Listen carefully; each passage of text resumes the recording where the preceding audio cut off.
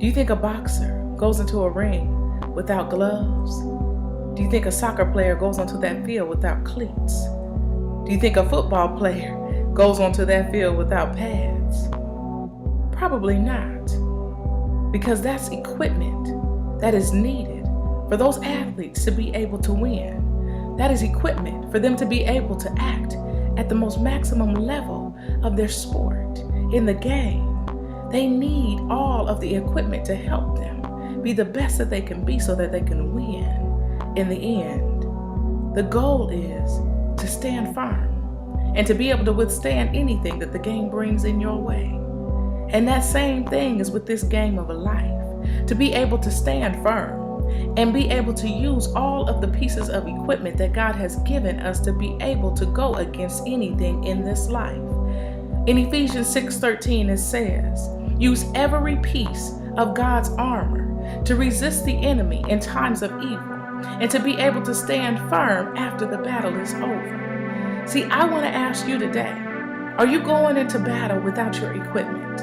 Are you going into this thing of life without the proper equipment to be able to fight off the things that are trying to attack you, to be able to take those things down? Because if you go down after Ephesians 6:13, it starts to talk about the things that God has equipped us with. He's given us a belt of truth. He's given us the breastplate of righteousness. He's given us shoes of peace. He's given us a helmet of salvation. He's given us a shield of faith. And he's given us the final one true thing, which is the sword of the Spirit, which is the word of God. But are you going into your battles with not all of your equipment? Because it doesn't say use one piece.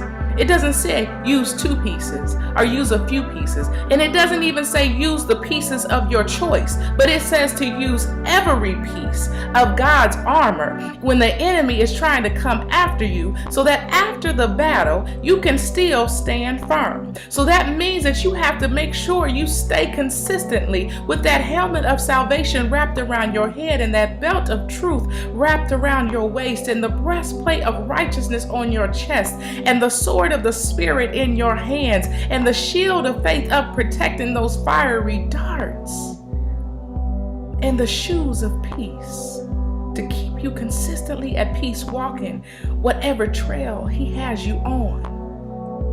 Use every piece of God's armor.